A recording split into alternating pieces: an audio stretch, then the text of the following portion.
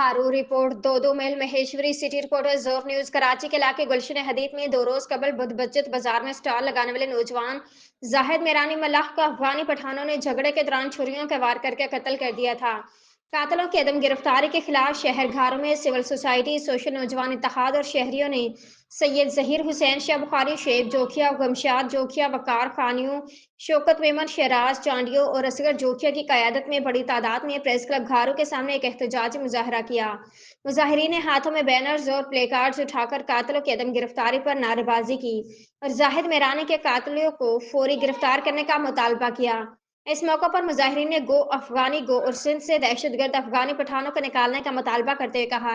कि अफगानी पठानों ने जुल्म सितम का बाजार गर्म कर रखा है, जहां मासूम सिंधियों को बेदरेक कत्ल करके दहशत का बाजार गर्म कर रखा है, जो कभी बर्दाश्त नहीं किया जाएगा। उन्होंने कहा कि हम चुप नहीं बैठेंगे और कातलों की गिरफ्तारी तक का हमारा एहतजाज जारी रहेगा।